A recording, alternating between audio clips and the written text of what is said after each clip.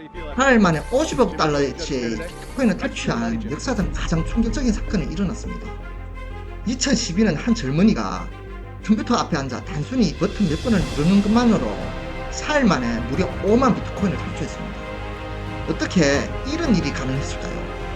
그는 어떻게 단 몇 초 만에 2000 비트코인을 벌어들이고 4일 동안 아무도 눈치채지 못한 상황에서 140번 이상의 거래를 통해 완벽히 시스템을 풀 수 있었던 걸까요?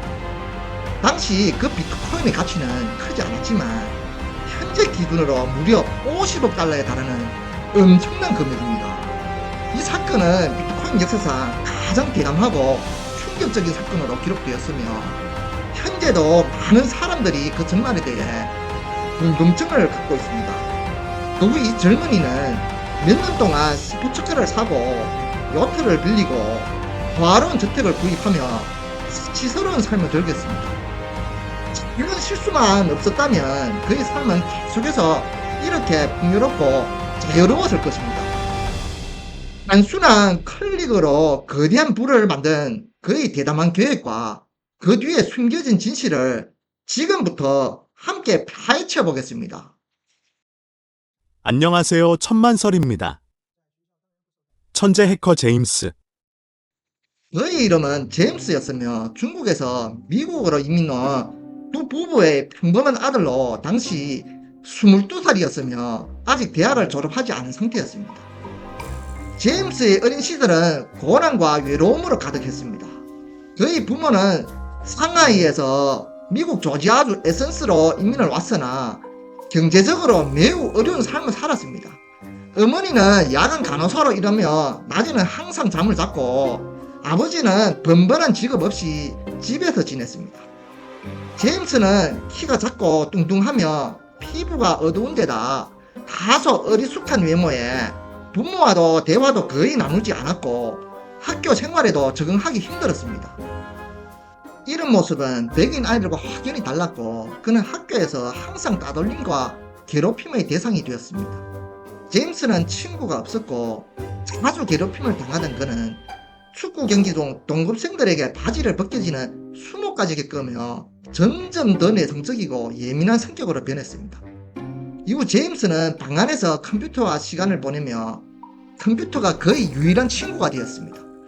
중학교에 들어서면서 그는 프로그래밍 언어를 익히며 컴퓨터의 놀라운 재능을 보이기 시작했습니다. 학업 성적도 우수해 장학금을 받을 정도였고 조지아 대학교에 진학해 컴퓨터 과학을 전공하며 더 큰 꿈을 키워갔습니다.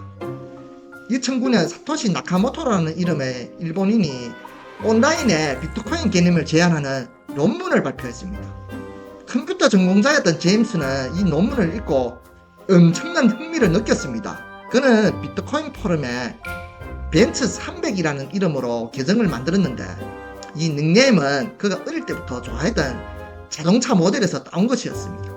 제임스는 자신의 평범한 노트북으로 비트코인 채굴을 시작했으며 당시에는 채굴이 쉬운 편이어서 금세 수천 개의 비트코인을 모을 수 있었습니다. 하지만 그 당시 비트코인의 가치는 거의 없었기 때문에 그는 이를 대수롭지 않게 여겼습니다. 비트코인이 처음으로 실물 상품 구매에 사용된 것도 이 무렵이었습니다. 2010년 5월 20일 라슬로 하니에츠는 피자 뚝판으로 역사의 한 조각을 맛보았습니다. 그는 10,000 비트코인을 지불하며 세계 최초의 비트코인 실물 거래를 성사시켰죠.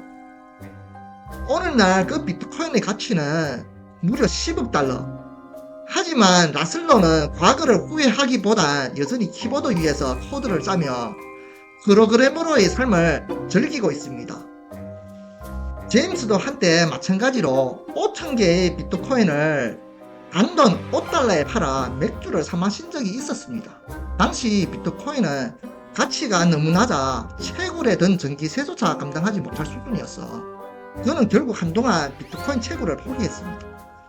하지만 2012년 비트코인의 가격이 한 개당 30달러로 급등했고 다행히 제임스는 오래된 노트북을 버리지 않았던 덕분에 일부 비트코인을 찾아낼 수 있었습니다.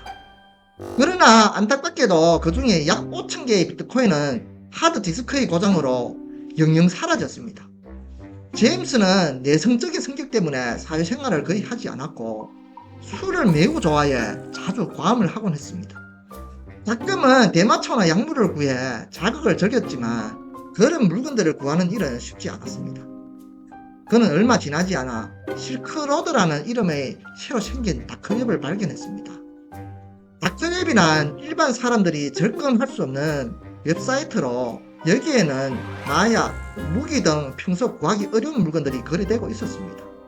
특히 실크로드는 결제를 비트코인으로 받으며 완벽히 으로 거래할 수 있어 누가 구매자인지 알아낼 수 없었습니다.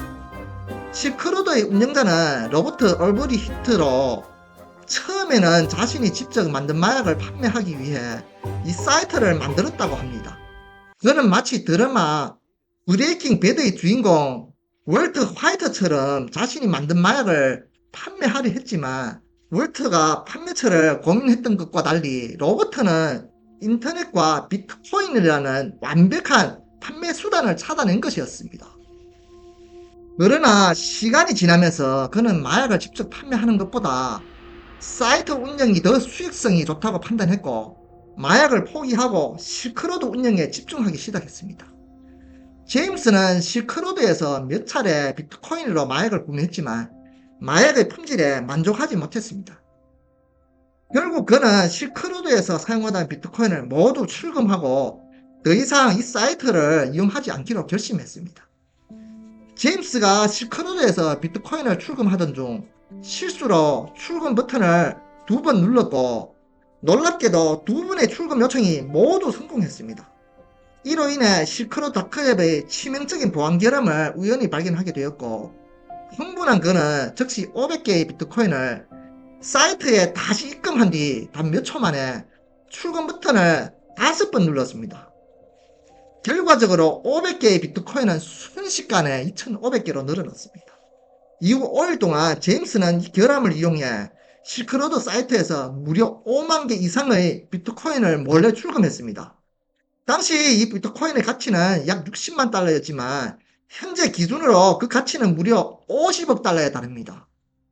제임스는 비트코인이 사람들이 말하는 것처럼 완전히 익명이거나 완전하지 않다는 것을 알고 있었습니다. 실제로 비트코인의 거래 경로는 모두 공개되어 있어 누구나 확인할 수 있습니다.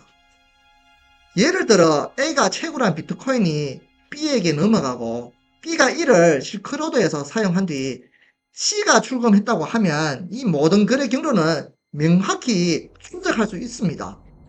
다만 A, B, C가 실명 등록을 하지 않았기 때문에 그들이 누구인지 특정할 수 없는 것입니다. 제임스는 실크로드에서 비트코인을 탈취한 지 며칠 지나지 않아 이와 같은 비트코인의 특징을 분석한 글을 비트코인 포럼에 올렸습니다. 그는 글에서 실크로드에서 발생한 비트코인 탈취 사건을 예로 들며 이 시스템의 투명성과 한계를 논했습니다. 이후 실크로드의 운영자는 제임스가 탈취한 비트코인을 추적해 그의 계정을 차단했지만 운영자는 제임스에게 비트코인을 돌려달라고 요구하거나 경찰에 신고하겠다고 위협하지 않았습니다. 실크로드 운영자는 실크로드 자체가 불법 거래 플랫폼이었기 때문에 신고는 애초에 불가능하다는 걸 알고 있었습니다.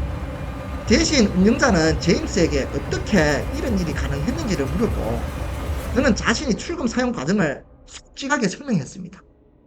놀랍게도 운영자는 이 일을 문제 삼지 않았고 오히려 감사의 표시로 제임스에게 추가 비트코인을 지급하며 사건을 마무리했습니다.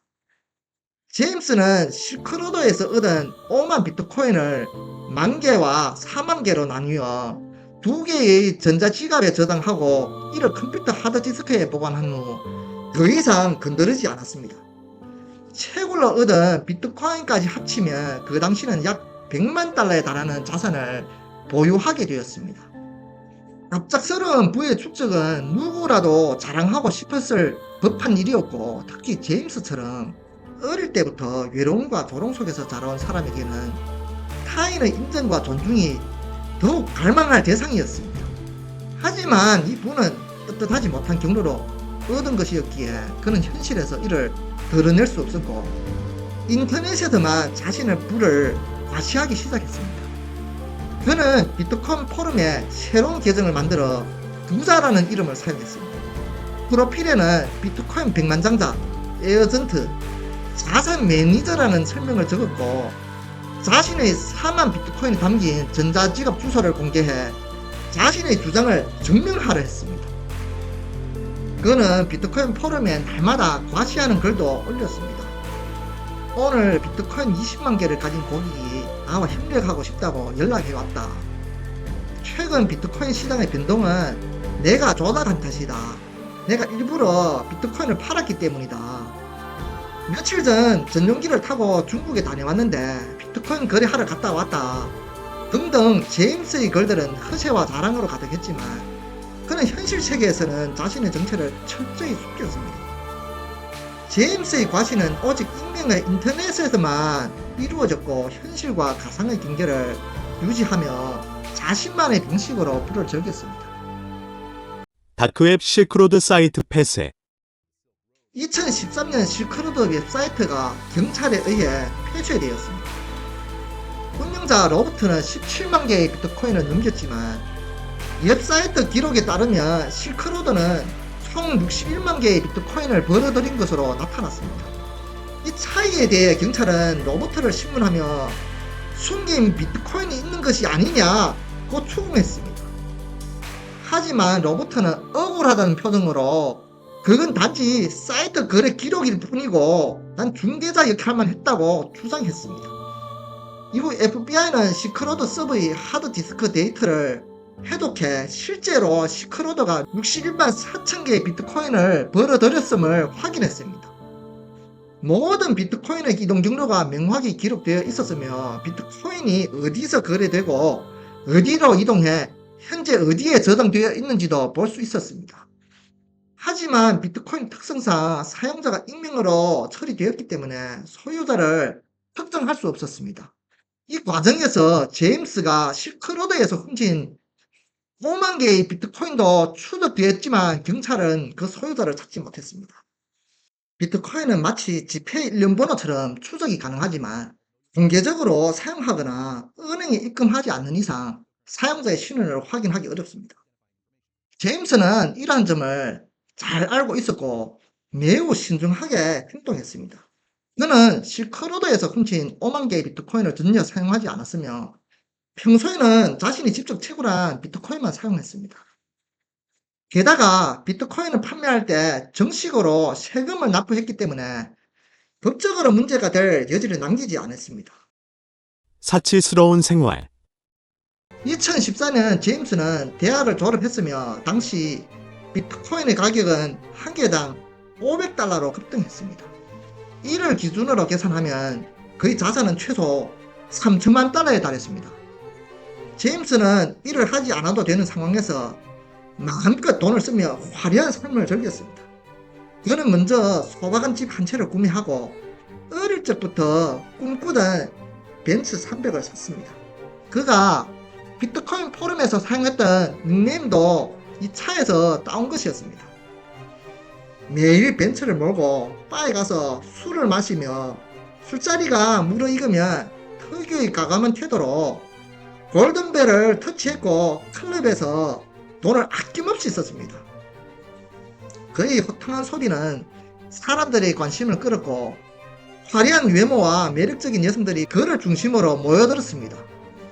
어릴 적 외롭고 소외된 삶을 보냈던 제임스에게 이런 짜릿한 순간들은 큰 만족감을 안겨줬습니다. 제임스는 친구들에게도 후한 사람이었습니다. 한 번은 전용기를 빌려 친구들을 데리고 로스앤젤레스로 가서 미식 축구 경기를 관람했고 여행 경비 전액을 부담했습니다. 게다가 각자에게 $10,000를 나눠주며 원하는 건 뭐든 사라고 말했습니다. 심지어 그는 USB 메모리를 선물하며 각 USB 안에 50개의 비트코인을 넣어주는 등 마치 돈을 나누어주는 천사 같은 행동을 했습니다. 이후 몇 년 동안 제임스는 마치 두바이의 부호처럼 거침없이 화려하고 사치스러운 삶을 즐기며 자신만의 방식을 이어갔습니다. 불길한 징조의 시작. 도난 사건. 2019년 3월 어느 날 밤 집에 들어온 제임스는 침실 창문이 깨진 것을 발견했습니다. 혹시 도둑이 들었나 싶었지만 방안은 어지러운 흔적이 없었습니다. 그러나 천장 통풍구가 열려 있었고 그 안에 숨겨두었던 서류 가방이 사라진 것을 알게 되었습니다. 가방 안에는 40만 달러의 현금과 USB 메모리가 들어 있었습니다. 제임스는 즉시 경찰에 신고했고 그에게의 사건인 만큼 경찰은 빠르게 출동해 조사를 시작했습니다. CCTV를 확인한 결과 날씬한 체격의 남성이 후드티를 입고 모자를 써 얼굴을 가린 채 창문을 깨고 들어가는 모습이 포착되었습니다. 조사를 진행한 경찰은 이 사건이 제임스의 지인에 의해 벌어진 것일 가능성이 높다고 판단했습니다. 이 말을 들은 그는 큰 충격을 받았습니다. 평소 친구들에게 아낌없이 잘해줬던 자신에게 이런 배신을 할 사람은 없다고 믿었기 때문입니다. 40만 달러라는 금액이 워낙 크기 때문에 이 사건은 국세청에도 보고되었습니다. 조사 과정에서 경찰은 제임스의 호화로운 생활 방식에 의문을 품기 시작했습니다. 원인은 제임스가 일을 한 적이 없으면서도 돈을 무쓰듯 쓰며 사치스러운 삶을 살고 있었기 때문입니다. 그는 의심을 해소하기 위해 자신의 컴퓨터를 열어 현재 약 7천만 달러 상당의 비트코인을 보여주며 이 모든 비트코인이 합법적으로 채굴한 것임을 설명했습니다. 경찰은 그의 설명에 수긍하며 제임스에 대한 의심을 거두고 사건 조사에 집중했습니다. 제임스 때 실수. 반년 후 제임스는 사소한 실수를 저질렀고 그로 인해 경찰이 그를 실크로드 도난 비트코인과 연결짓게 되었습니다. 도난 사건 이후 제임스는 더 안전한 장소를 찾기 위해 호숫가에 위치한 새 별장을 구입하고 이사했습니다. 이사 후 그는 비트코인을 보관하던 컴퓨터와 하드디스크를 옮기며 특히 실크로드에서 훔친 비트코인을 정리해야겠다고 결심했습니다. 그는 실크로드에서 가져온 비트코인을 1000개씩 나눠 각각 다른 전자지갑에 저장했지만 이 과정에서 실수로 0.7개의 합법적인 비트코인을 실크로드 도난 비트코인과 같은 전자지갑에 섞어 넣고 말았습니다. 이 0.7개의 비트코인은 제임스가 이전에 실명 인증된 거래소에서 합법적으로 거래한 비트코인이었고 경찰이 이를 추적할 수 있는 단서가 되었습니다. 경찰은 그동안 실크로드 도난 비트코인을 추적해왔지만 소유자를 특정하지 못한 상태였습니다. 그러나 이 실수로 인해 경찰은 결국 도난 비트코인의 소유자가 제임스라는 사실을 밝혀냈습니다. 2021년 11월 9일 경찰은 제임스의 호숫가 별장을 급습했습니다. 별장 옆에는 작은 요트가 정박해 있었고 경찰은 제임스에게 이전 도난 사건을 조사하러 왔다며 거짓말로 접근했습니다. 제임스는 와인색 반팔 셔츠에 반바지와 슬리퍼를 신은 편안한 차림으로 환한 웃음을 지으며 문을 열고 반겼습니다. 그는 경찰에게 사건이 해결되면 내가 한턱 쏘겠다며 태연하게 대응했습니다. 별장 내부는 고급스러운 인테리어와 화려한 장식으로 가득했고 캡천단 보안 시스템, 바, 회전 조명, 심지어 폴댄스 봉까지 설치되어 있었습니다. 경찰은 집안 곳곳을 철저히 수색했고 지하실 바닥 아래에서 금괴, 뭉칫돈, 고기 비트코인을 형상화한 실물 코인을 발견했습니다. 그러나 가장 중요한 증거는 침실 옷장 안에서 발견되었습니다. 큰 팝콘통에 숨겨져 있던 컴퓨터 본체가 그것이었습니다. 이 컴퓨터에는 제임스가 소유한 모든 비트코인, 특히 실크로드에서 훔친 비트코인이 저장되어 있었습니다. 경찰은 명백한 증거를 확보한 뒤 제임스를 체포했고 그는 더 이상 변명할 여지가 없었습니다. 제임스의 변호사는 이번 사건에서 실질적인 피해자가 없다고 주장했습니다. 실크로드 운영자는 비트코인 도난에 대해 문제 삼지 않았고 정부가 실크로드의 모든 비트코인을 경매에 붙였을 때 도난된 비트코인을 포함해 받은 금액은 총 1,400만 달러에 불과했습니다. 반면 제임스가 보관했던 비트코인은 현재 15억 달러의 가치를 지니고 있어 결국 정부가 더 큰 이익을 봤다는 논리였습니다. 그러나 판사는 다음과 같이 판결 이유를 밝혔습니다.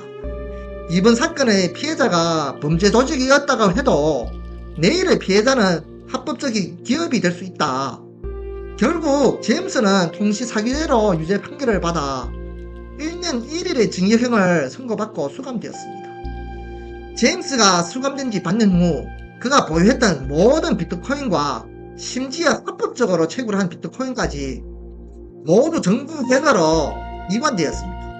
사실 제임스는 도난 비트코인을 단 한 번도 사용하지 않았고 합법적으로 채굴한 비트코인만으로도 충분히 그의 화려한 삶을 유지할 수 있었습니다. 또한 그가 단 0.7개의 비트코인을 실크로드에서 훔친 비트코인과 같은 지갑에 넣지 않았다면 경찰은 그를 결코 잡아낼 수 없었을 것입니다. 아이러니하게도 제임스의 집에서 발생한 도난 사건은 여전히 미해결 상태로 남아 있습니다. 제임스의 비트코인 탈취 사건을 끝까지 시청해 주셔서 진심으로 감사합니다. 이 사건이 전하는 경고와 교훈이 여러분에게 깊은 인상을 남겼기를 바랍니다. 다음 영상에서 더 놀랍고 흥미진진한 이야기로 다시 찾아뵙겠습니다.